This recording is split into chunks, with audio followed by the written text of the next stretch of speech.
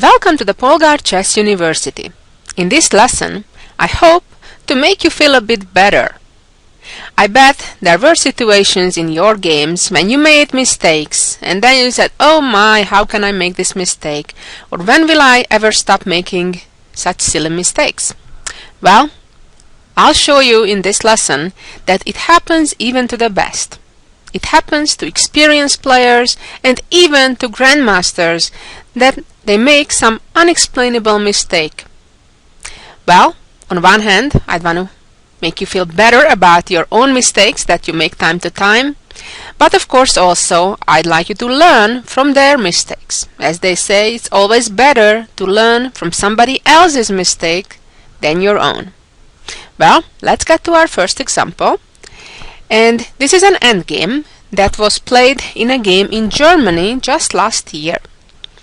Well, what's the first thing to notice about this position? The first and most important issue immediately is to notice that the black king is in a check.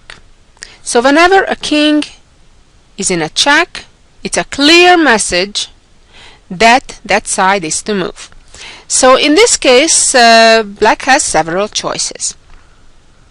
One of the most common mistakes for unexperienced players is that they would immediately touch their king and look around where should they move their king, while there may be other and better choices than moving the king. Don't misunderstand when they say you need to move your king out of check, because it's not just literally moving the king out of check. There are two potential other ways to get out of check, and that may be to block it, that is to interpose with one of your other pieces, or even better, if you can, capture the piece that's checking your king. In this case, black's best option would have been to just block the check, because the black pawn on e6 is guarding safely the black queen. So that means if now the white queen captures, the black pawn captures back, and black would maintain their two extra pawns.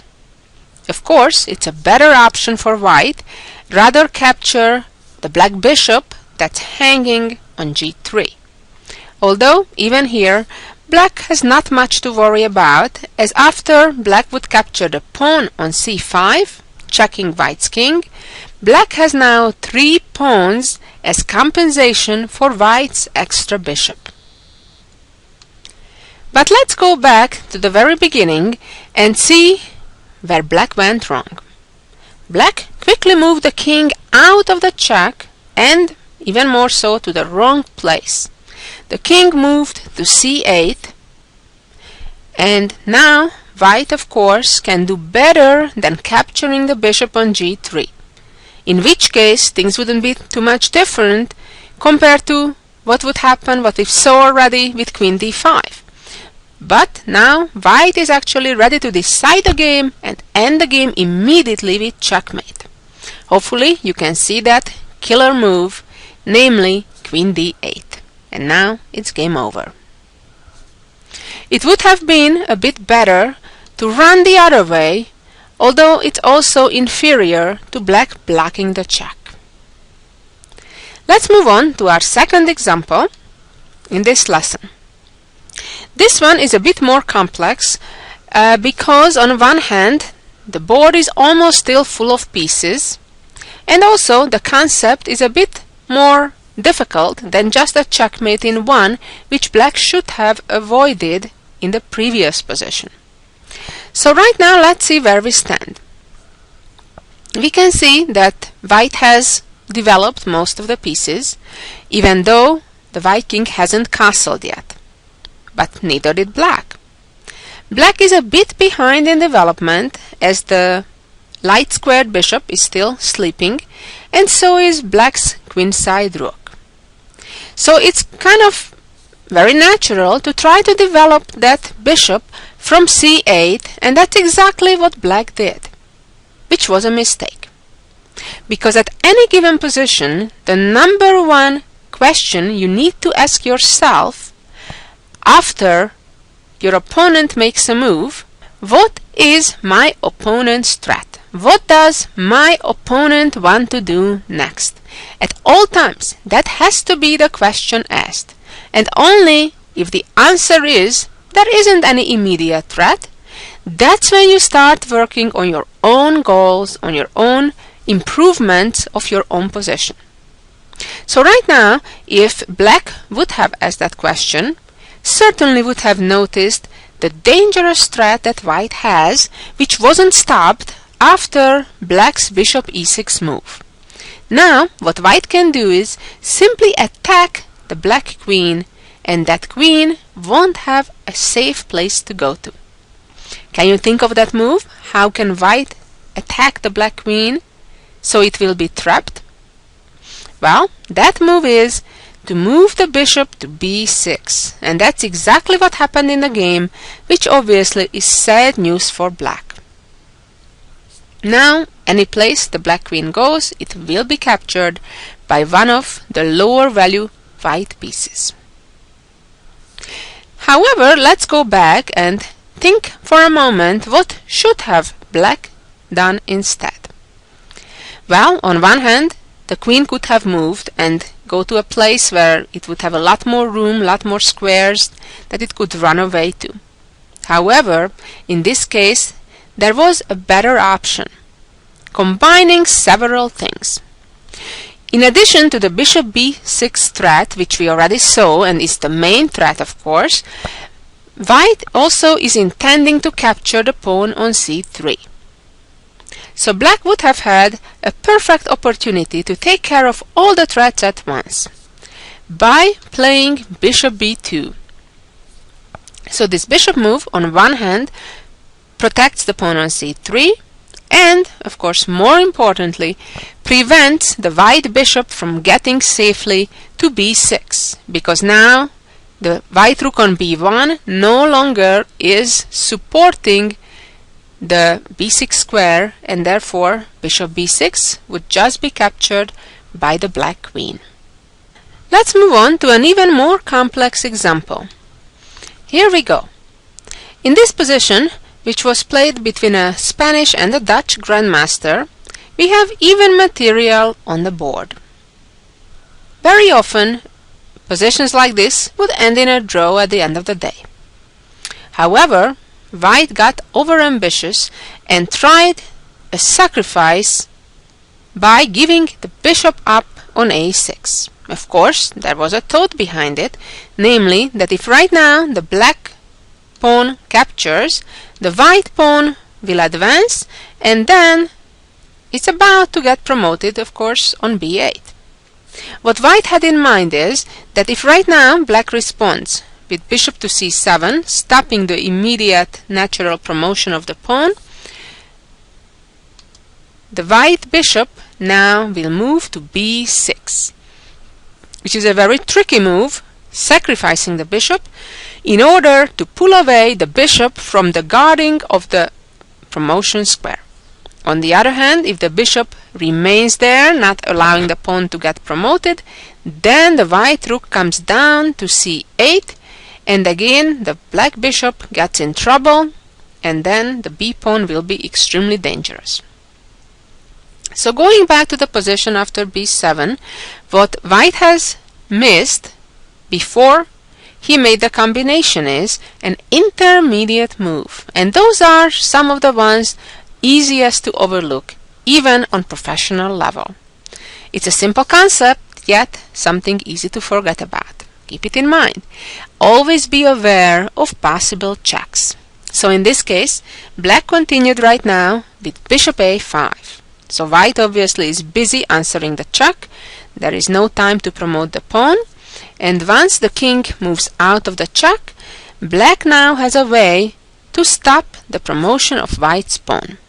Of course, black shouldn't be greedy and go after the pawn on f3, because then after king e2, all of a sudden the black rook is not in a position to catch that pawn promotion anymore.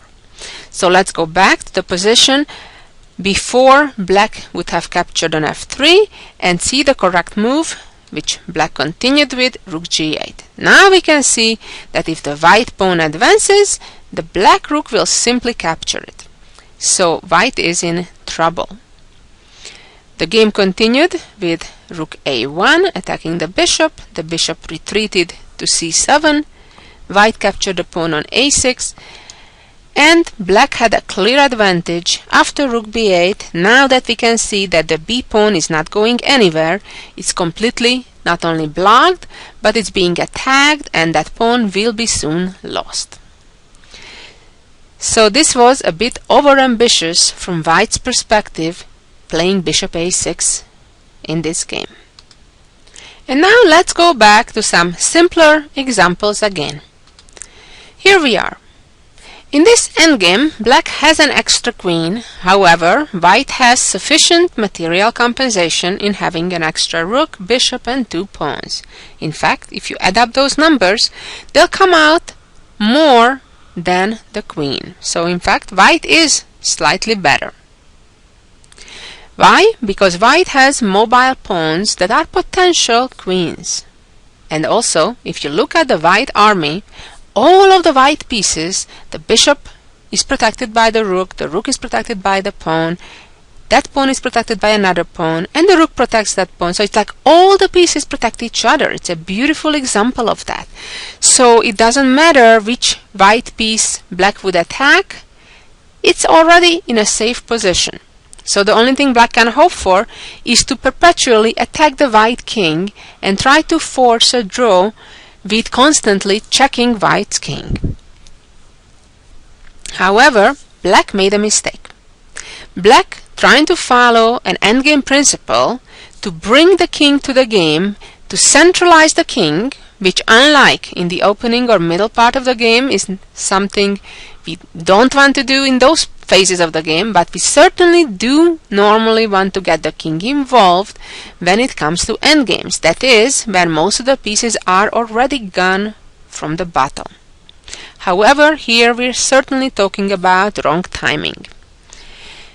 And black right now moved the king to f7, which is a major mistake, because it puts the king in a situation that now the white bishop can move to various places, and that will create a discovered check. What that means is that the bishop moves, and yet the rook will be the one checking the black king. So now what white did, simply moved the bishop back to g5, and not only creating a discovered check to attack black's king, but also at the same time attacking the queen. And now, of course, black needs to react to the check, the king needs to move, and then white will simply capture black's queen, leaving black in a hopeless position. So, what's the moral of this story? It is that discoveries are extremely dangerous, and most of the time you would want to avoid a situation that gives that opportunity to your opponent. Let's move on to another example that I bet was an extremely painful memory for the grandmaster who had the white pieces in this game. What do we see in the position in front of us here? First of all, if we do the material count, we'll see that white is 2 pawns ahead. Being 2 pawns ahead is a major advantage, especially when white still has the attack going for him. Not enough that white has the material advantage, the black king is in a very delicate position with 2 white pawns right near it, as well as 2 of the white major pieces lined up on the f-file. Here white made a tactical combination, or rather miscalculation. White moved the rook from h5 to g5, which at first seems like what a blunder, the queen can capture it. But then I'm sure the idea was that after this queen move, now the white could checkmate by moving the queen from f3 to f7, which is almost true. However, as we know, almost doesn't quite count. White realized too late that queen captures rook is not only a capture, but is also a check at the same time. So what does it mean? That white doesn't get the opportunity to checkmate black because it's busy getting out of check. And once white got out of the check, white in the game actually moved the king to b2, black had the time to secure the f7 square by playing bishop e6, and now all of a sudden the tables have turned. It is white whose position is hopeless. Moving the queen right now to f8 is not sufficient. White doesn't have sufficient support to checkmate this way, as black has two rooks actually supporting that f8 square. And even though white temporarily gets a new queen, that will not be long-lived after king captures queen. What a painful moment for white. And let's move on to our next example. Here we are.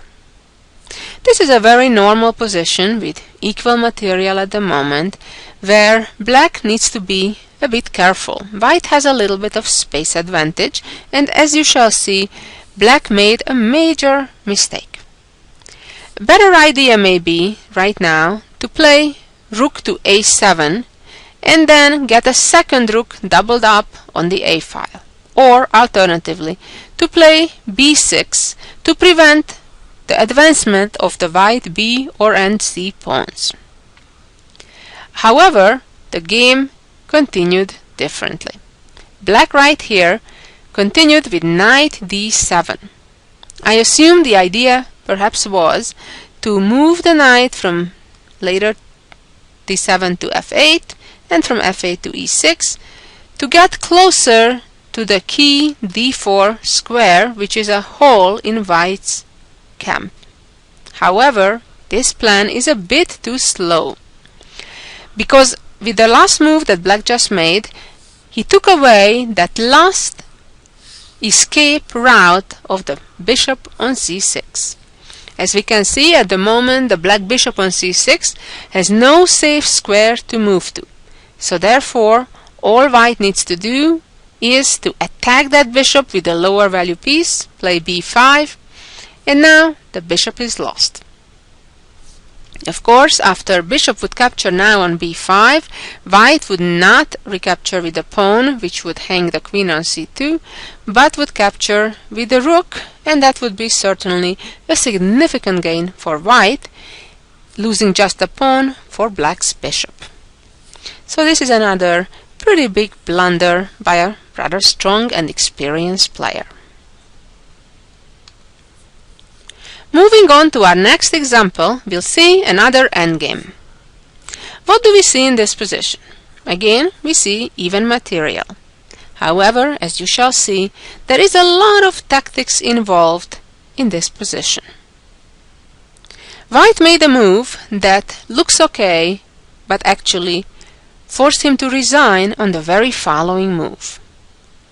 White moved the bishop to c6, which on one hand attacks black's pawn on d5, and at the same time sets a trap that if black would now capture white's bishop, white recaptures not only with a check but with an immediate fork, also at the same time attacking black's rook. So that looks like good news from white's perspective. So after bishop c6, why is this still a mistake? That's the question. If black would protect the pawn with the king, then again there would be a different fork with knight b5, and again the black rook is lost. So that's not it either. So what can black do then? Quite amazingly, black discovered that white has a back rank problem. Now I have to say that's a pretty rare scenario, especially in a situation when A, we're already in the endgame, and B, white is missing the f2 pawn. However, in this case, the black knight compensates for that because it doesn't let the white king escape on f2. Typically, we would have a white pawn there, and that would be the reason why the king cannot escape, which is not the case here. So, the magic move for black right now is rook to c7. Well, what does this move do? It certainly puts pressure on the white bishop a second time. So if white now kind of ignores this and let's say move his king, black will just capture white's bishop with his bishop from d7.